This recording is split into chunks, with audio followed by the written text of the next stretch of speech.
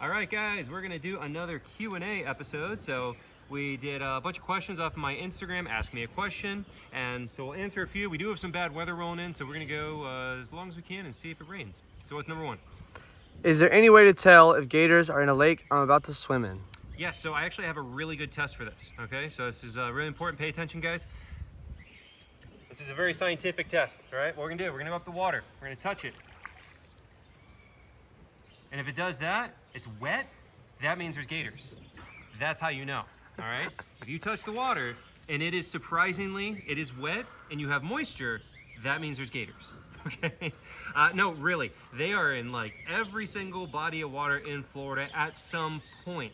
Now you don't know what that point is, you know? So the reason why I say literally any and every body of water is because these guys are territorial. So even if it doesn't seem like it's a good alligator habitat, if one of them kicks another one out of a spot and he's trying to find a new place to live, they will stop in like literal puddles, ditches. I mean, hardly any water at all. And one time we had like a 9-foot alligator in a literal ditch, like not like a canal, like a ditch in front of a house, and it was hanging out in there because it probably was kicked out by a larger alligator from somewhere else. So they will stop in very weird, unusual places, hang out for a bit until they move on. Doesn't mean he wants to live in there, but for your safety and especially pets and kids, you want to assume if there's a body of water, assume there's an alligator in it at all times. The other way to look at it, they can hold their breath for like 6 hours. I've had plenty of people like, no, I know there's not a gator here because I waited 15 minutes. I didn't see a single one pop up. That means there's none in there.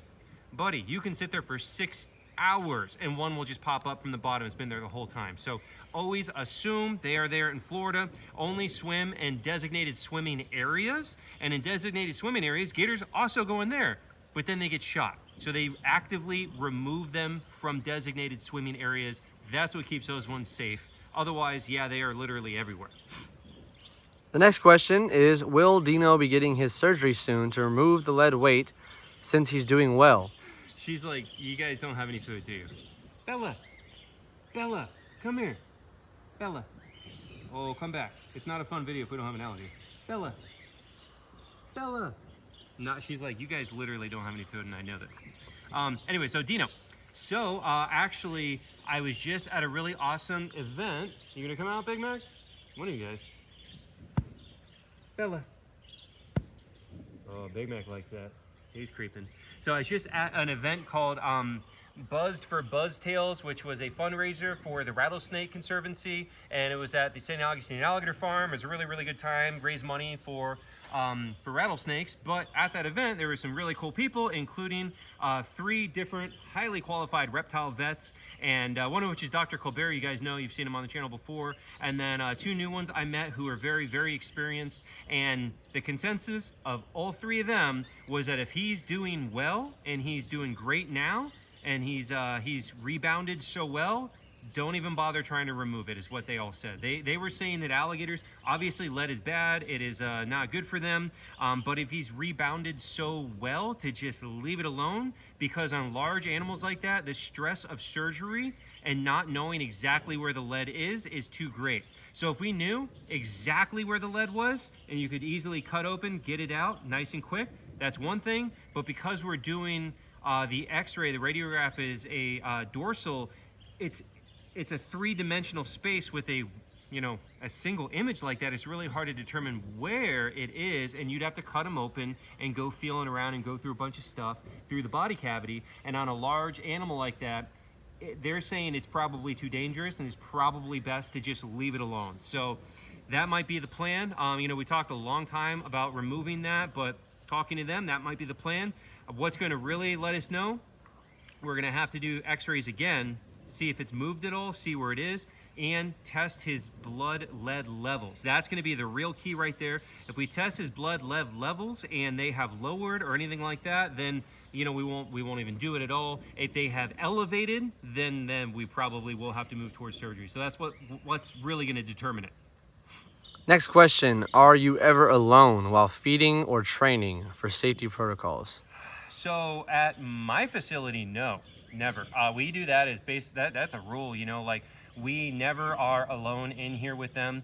Now, You guys know I've been in this industry for like 20 years. I've worked at quite a few different parks throughout the years. I have been in some serious arguments with management at different parks that I worked at. I mean, I almost got fired over this, where I was telling people like, look, this is stupid.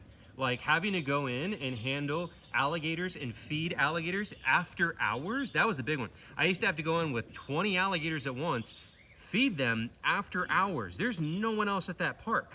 And they're like, yeah, that's on you. And I'm like, this is so stupid. You guys need to pay someone else to be here as backup. There needs to be some sort of backup here. And I got in some serious fights with some management about that, and they were gonna fire me over it.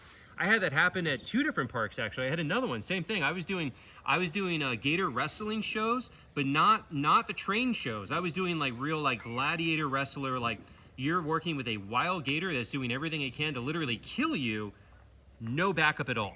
And I had some serious fights, and I was like, okay, this is on record. Like I put it in like a text. I'm like, just so you know, on record, I am requesting backup. I am telling you this is unsafe. If you don't give me backup and I get hurt, that's on you.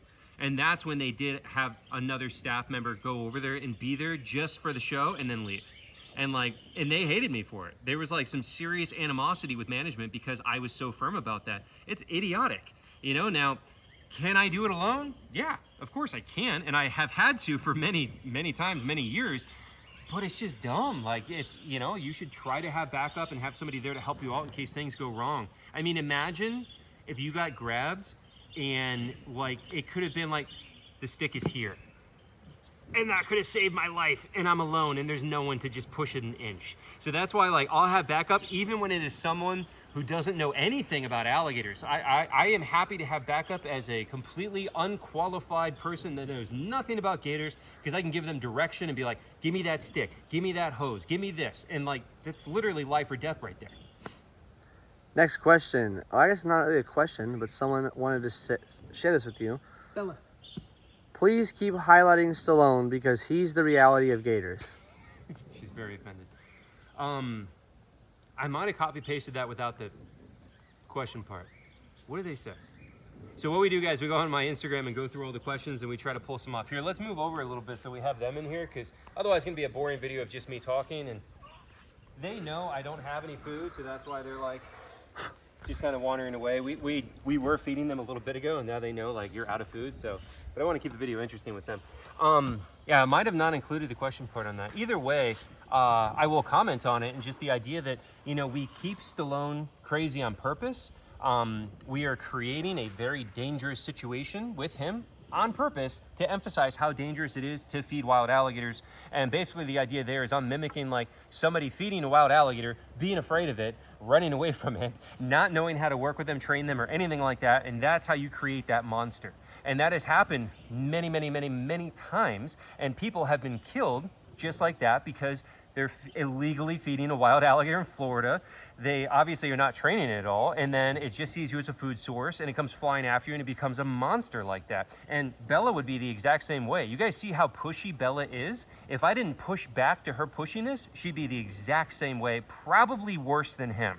You know, so again, that's just what happens, and that's why we want to keep him crazy like that as an emphasis. The problem is then people are like, oh, well, that's just him.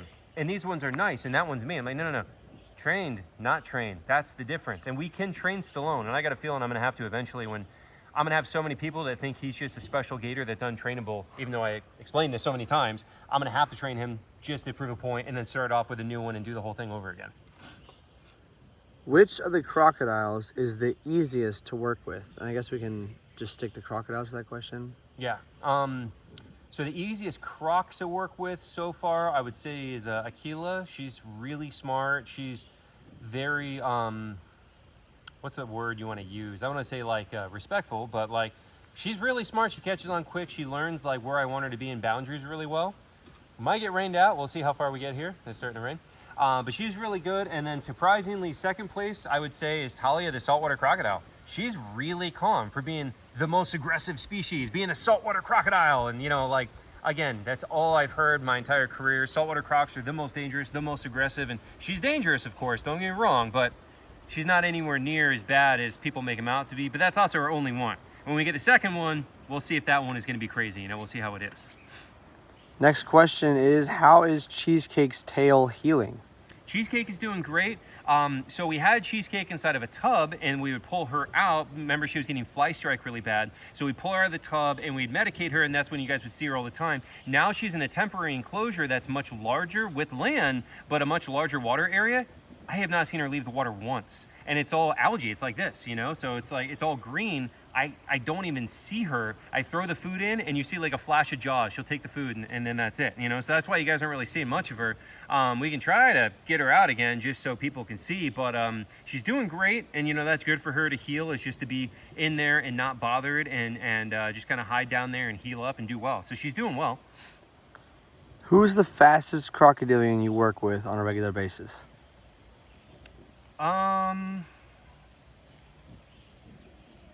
Good question. Maybe Cadmus? A little Lyra? Maybe Lyra, yeah. She's small, she's really fast. Yeah, one of those two maybe.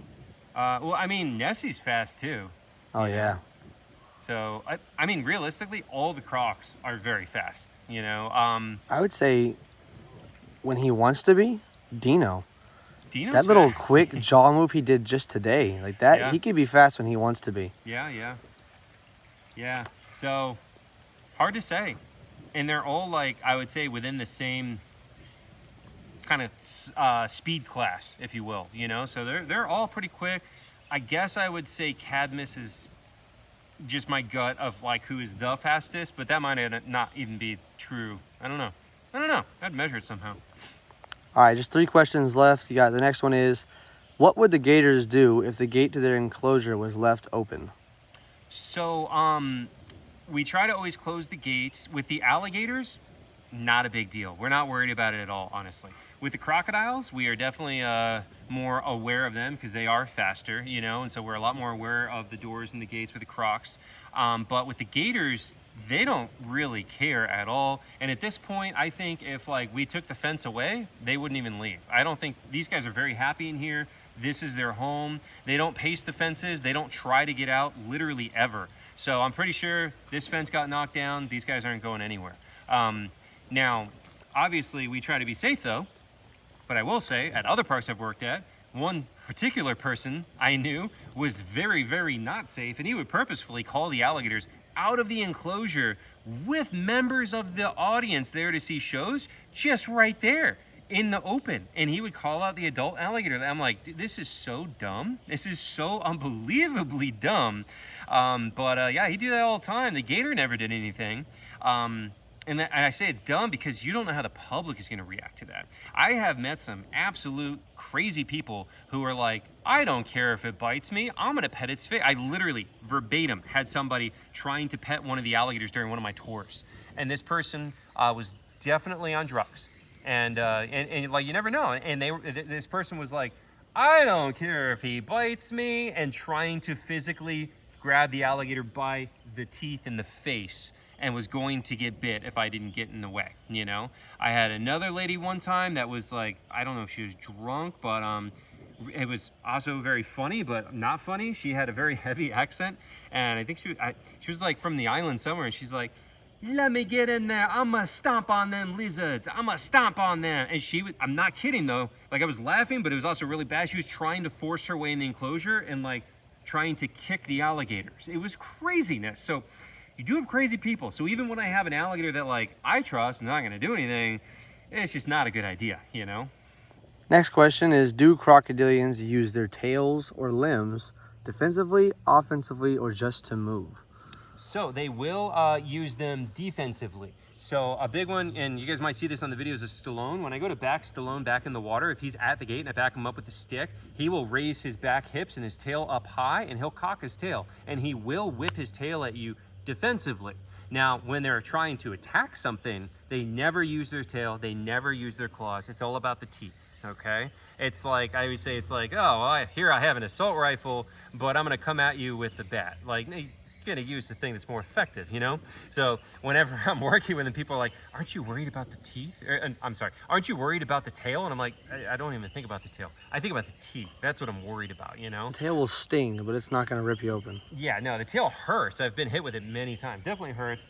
And if you got hit in a bad way, it could break your leg. You know, if you're dumb and like or just unlucky, and you got in a bad spot, it could break your leg or your arm or something.